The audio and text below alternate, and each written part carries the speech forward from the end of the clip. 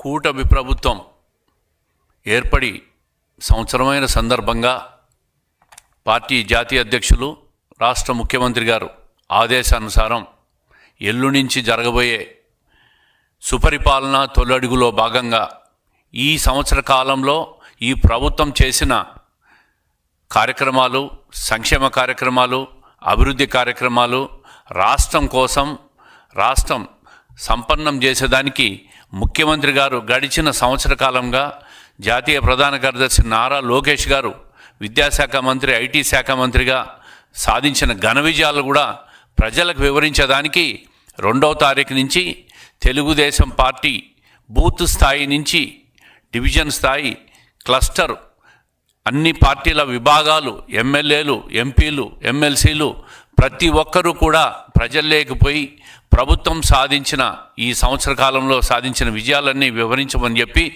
ముఖ్యమంత్రి గారి ఆదేశాలకు అనుగుణంగా ప్రజలకు వివరించాల్సిన బాధ్యత ఉంది. రాబోయే 4 సంవత్సరాలు ఏ కార్యక్రమాలు చేయబోతున్నామని చెప్పుకునే దానికి గర్వంగా ఈ సంవత్సర కాలంలో జరిగిన కార్యక్రమాలు ప్రజలకు వివరించాలనుకుంటున్నాం. దీంట్లో అందరికీ తెలుసు, ఈ దేశంలో ఏ రాష్ట్రంలో అమలు చేయని విధంగా పెన్షన్ వృద్ధులకు, వితంతువులకు, వికలాంగులకు 4,000 రూపాయలు సూపర్ 6 పథకంలో భాగంగా 4,000 రూపాయలు పెన్షన్ అందిస్తున్నాం. అదేవిధంగా తల్లికి వందనం కార్యక్రమాన్ని 65 లక్షల పైచిలకు విద్యార్థులకు తల్లికి వందనం కార్యక్రమాన్ని ఒక్కటే రోజు 9,000 కోట్ల రూపాయలు అమలు చేసిన ఘనత ఈ కూటమి ప్రభుత్వానిది. అదే కాకుండా గత ప్రభుత్వం ఏదైతే 45 లక్షలు ఇచ్చిందో తల్లికి వందనాన్ని ఇంట్లో ఒక్క పిల్లోడు ఉంటే ఒక్క పిల్లోనికి మాత్రమే అని చెప్పి, ఎంతమంది ఉంటే అంతమందికి అని చెప్పి ఒకరికే ఇచ్చి మోసం చేస్తే, మా ప్రభుత్వం వచ్చిన తర్వాత ఎంతమంది పిల్లలు ఉంటే అంతమంది పిల్లలకు కూడా తల్లికి వందనం కార్యక్రమాన్ని అమలు చేస్తూ మన విద్యాశాఖ మంత్రి గారు తీసుకున్న ప్రత్యేక చొరవను మనమందరం కూడా ఒక్కసారి ప్రశంసించాలని చెప్పి రాష్ట్రంలో ఉన్న ప్రజలకందరికీ కూడా విజ్ఞప్తి చేస్తూ ఉండా. ఒకవైపు ఈ సూపర్ 6లో భాగంగా ఈ కార్యక్రమాలు కాకుండా అన్నా క్యాంటీన్లను ప్రారంభించాం. అదేవిధంగా గుంతలమయమైన ప్రతి రోడ్డును 20,000 కిలోమీటర్లు రాష్ట్ర వ్యాప్తంగా పూడ్చి గత ప్రభుత్వం విస్మరించిన కార్యక్రమాలన్నీ కూడా మా ప్రభుత్వం వచ్చిన ఏడాది కాలంలో పూర్తి చేసిన ఘనత ఈ కూటమి ప్రభుత్వానికి. ఉచిత ఇసుకను అందిస్తున్నాం. గత ప్రభుత్వంలో ఇసుక మాఫియా చేశారు. మాఫియా ద్వారా 1,000 కోట్లు సంపాదించి అక్రమార్జన చేసి వెనకేసుకున్న గత జగన్మోహన్ రెడ్డి ప్రభుత్వంలో చేస్తే, ఈ ప్రభుత్వం వచ్చిన తర్వాత ప్రజలకు ఉచితంగా ఇసుకనంతా కూడా అందిస్తూ ఈరోజు సామాన్య ప్రజలకు అత్యంత చౌకగా ఉచిత ఇసుక దొరుకుతున్న విషయాన్ని కూడా ప్రజలకు తెలియజేస్తున్నాం. ధాన్యం అమ్మిన 24 గంటల్లోనే డబ్బులు చెల్లిస్తూ ఉన్నాం. డ్వాక్రా మహిళలకు వడ్డీ లేని రుణాలు ఇచ్చాం. అంగన్వాడీ ఆశా వర్కర్లకు 1,00,000 గ్రాడ్యుటీ ఇవ్వడం, పోలవరం నుంచి కేంద్రానికి 12,000 కోట్లు నిధులు సాధించిన ప్రభుత్వం తెలుగుదేశం ప్రభుత్వం. మరి విశాఖ స్టీల్ను పరిరక్షించింది ఈ ప్రభుత్వం. ఈ విధంగా చెప్పుకుంటా పోతే ఈరోజు రాయలసీమ విషయానికి ప్రత్యేకంగా ప్రస్తావించాల్సిన అవసరం ఉంది. రాయలసీమలో గత ప్రభుత్వం నీటిపారుదల ఇరిగేషన్ ప్రాజెక్టులను పూర్తిగా విస్మరిస్తే, ఈ ప్రభుత్వం వచ్చిన తర్వాత హంద్రీనీవా ప్రాజెక్టును 3,850 కోట్లతో పూర్తిగా ఆధునీకరిస్తూ చివరి ఆయకట్టు వరకు ఈ సంవత్సర కాలంలోనే నీళ్ళు ఇవ్వాలనే ప్రభుత్వ సంకల్పాన్ని ఈరోజు నిజం కాబోతూ ఉంది. కుప్ప వరకు నీళ్లు తీసుకుపోయే పరిస్థితి వస్తూ ఉంది. ఈ విధంగా ఈ ప్రభుత్వం వచ్చిన తర్వాత ప్రతి కార్యక్రమాన్ని కూడా ఒక ప్రణాళికాబద్ధంగా ఈ ప్రభుత్వం ముందుకు పోతూ ఉంది. గత ప్రభుత్వంలో అరాచకం నుంచి ఈ ప్రభుత్వం అభివృద్ధి వైపు, అదేవిధంగా విధ్వంసం నుంచి వికాసం వైపు ఈ ప్రభుత్వం ముందుకు పోతూ ఉంది. వ్యవసాయం విషయానికి వస్తే ధాన్యం కొనుగోళ్ళు ఖరీఫ్, రబీలో 68 లక్షల మెట్రిక్ టన్నుల ధాన్యాన్ని కొనుగోలు చేసి 24 గంటల్లోనే రైతుల ఖాతాలో జమ చేసిన ఈ ప్రభుత్వం. దాదాపు ఇప్పటికే 18,000 కోట్లు రైతుల ఖాతాలో జమ చేశాం. అదేవిధంగా 23-24 ఖరీఫ్లో, రబీలో కలిసి కేవలం 40 లక్షల టన్నులు మాత్రమే గత ప్రభుత్వం సేకరిస్తే, ఈ ప్రభుత్వం వచ్చిన తర్వాత 68 లక్షల టన్నులు ధాన్యాన్ని సేకరించి 24 గంటల్లో వాళ్ళ ఖాతాలో జమ చేసిన ప్రభుత్వం తెలుగుదేశం ప్రభుత్వం, కూటమి ప్రభుత్వం అని చెప్పి గర్వంగా చెప్పుకుంటా ఉన్నాం. అదేవిధంగా డ్రిప్ ఇరిగేషన్ విషయానికి వస్తే గత ప్రభుత్వం పూర్తిగా డ్రిప్ ఇరిగేషన్ ఆటకెక్కించింది. ఈ ప్రభుత్వం వచ్చిన తర్వాత డ్రిప్ ఇరిగేషన్ కానీ, వ్యవసాయ యాంత్రిక పరికరాలను కానీ ఇవన్నీ కూడా సబ్సిడీలో ఇస్తూ రైతు సంక్షేమాన్ని అగ్రభాగాన పెట్టిన ప్రభుత్వం తెలుగుదేశం ప్రభుత్వం. డ్రిప్ ఇరిగేషన్లో ఎస్సీ ఎస్టీలకు 100%, 5 నుంచి 10 ఎకరాలు ఉన్న రైతులకు 90%, ఇతరత్ర రైతులకు 50% సబ్సిడీతో డ్రిప్ పరికరాలను ఈరోజు అందిస్తూ రాయలసీమలోనే ఒక హార్టికల్చర్ హబ్బును ఏదైతే ముఖ్యమంత్రి గారు సంకల్పించారో ఆ హార్టికల్చర్ హబ్బు రాబోయే 3-4 సంవత్సరాల్లో పండ్ల తోటల పెంపకంలో ఈ డ్రిప్ ఇరిగేషన్ ఎంతో ఉపకరిస్తుందని చెప్పి గర్వంగా చెప్పుకునే పరిస్థితి వస్తూ ఉంది. మొత్తం చంద్రన్న హయాంలో ఉద్యాన హబ్గా రాయలసీమ ఉంది. ఉద్యాన రంగంలో 17-18లో ఏడాదిలో 17.16% అభివృద్ధి చెందితే గత 5 సంవత్సరాల్లో అది సింగిల్ డిజిట్కి పడిపోయిన విషయం ప్రజలకు అందరికీ గుర్తు చేస్తూ ఉన్నాం. ఇదే కాకుండా మిర్చి రైతులను గత ప్రభుత్వం పూర్తిగా విస్మరించింది. మిర్చి రైతులు ఆత్మహత్యలకు పాల్పడిన సంఘటనలు కూడా మనం చూసాం.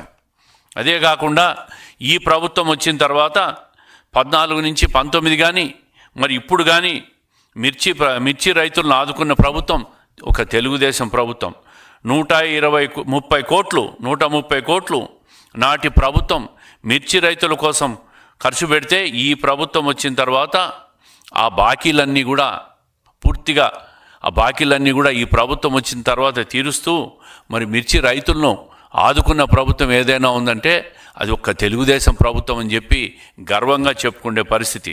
మాటలు కాదు, చేతలతో పనిచేస్తాం. ఈ ప్రభుత్వంకి ఆ ప్రభుత్వానికి ఉన్న తేడా, నాయకుడికి ఉన్న తేడా కూడా ప్రజలు గమనించాలి.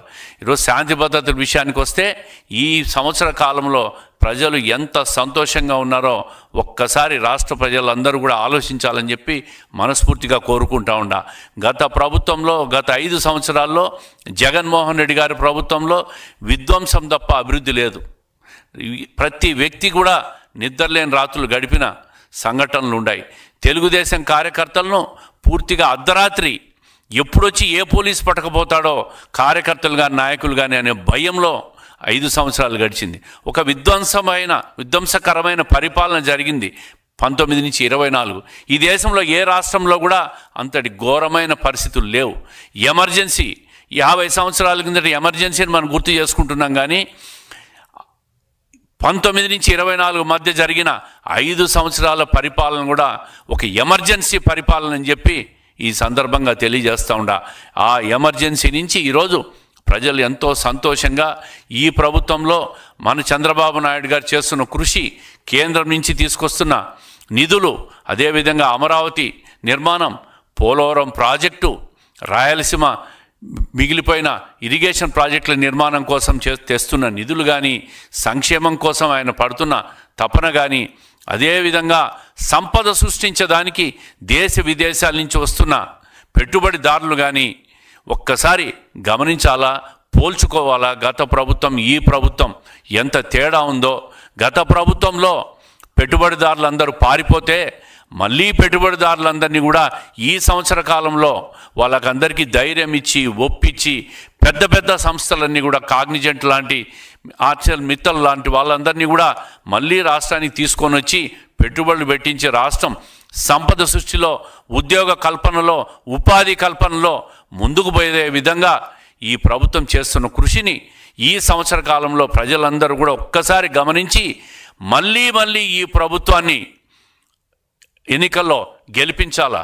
ఏదైతే నిన్న ముఖ్యమంత్రి గారు చెప్పారో 29 గెలిపే లక్ష్యంగా ప్రతి కార్యకర్త కూడా రాష్ట్ర వ్యాప్తంగా కూడా మళ్ళీ పనిచేయాలా. ప్రజల కోసం, ప్రజల సంక్షేమం కోసం, రాష్ట్రం కోసం, రాష్ట్ర అభివృద్ధి కోసం, రాష్ట్ర ఆర్థికంగా సంపదను సృష్టించే విధంగా ప్రతి ఒక్కరూ కష్టపడాలని చెప్పి ఆయన చెప్పిన విషయాలన్నీ కూడా ప్రతి తెలుగుదేశం కార్యకర్త కూడా గుర్తుపెట్టుకొని మరి రాష్ట్రంలో అన్ని రకాలుగా కూడా ప్రజల కోసం పనిచేస్తామని చెప్పి తెలియజేసుకుంటూ, ఏదైతే ముఖ్యమంత్రి గారు ఆశించిన విధంగా సంకల్పించిన విధంగా స్వర్ణాంధ్ర 2047ను సాధించడమే మా ఏకైక లక్ష్యంగా పనిచేస్తామని చెప్పి, అదేవిధంగా ఈ నీచ రాజకీయాలు గత ప్రభుత్వంలో వైఎస్ఆర్ కాంగ్రెస్ పార్టీ వాళ్ళు చేసిన నీచ రాజకీయాలు ఈ సంవత్సర కాలంలో ఓర్చలేని రాజకీయాలు చేస్తున్నారు.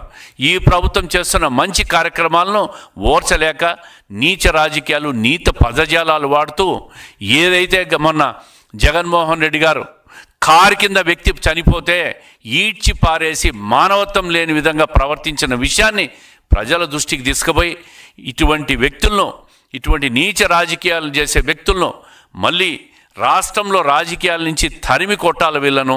ఇటువంటి వాళ్ళను బుద్ధి చెప్పాలా, భగవంతుడు కూడా వీళ్ళకు మనసు మార్చి ఒక నిర్మాణాత్మక ప్రతిపక్ష పాత్ర పోషించేదానికి మీకు అందరికీ మనసు రావాలా. ఈ ప్రభుత్వాన్ని, కష్టపడుతున్న ప్రభుత్వాన్ని మీరు ఎట్టి పరిస్థితుల్లో మీరు చేసే అరాచకాలను ప్రజలు ఎవరు కూడా ఒప్పుకోరు. మరి రాష్ట్ర అభివృద్ధికి తోడ్పడండి, మోసాలు చేసిన మోసాలకు ప్రాయశ్చిత్తం పొందండి. ఈ ప్రభుత్వం స్వర్ణాంధ్ర 2047 సాధనే లక్ష్యంగా పనిచేస్తాం. గత 5 సంవత్సరాల ఎమర్జెన్సీ పరిపాలన నుంచి ఈరోజు మళ్ళీ అభివృద్ధి చేసే విధంగా ముందుకు తీసుకుపోతామని చెప్పి ఈ సందర్భంగా తెలియజేసుకుంటూ అందరికీ నమస్కారం.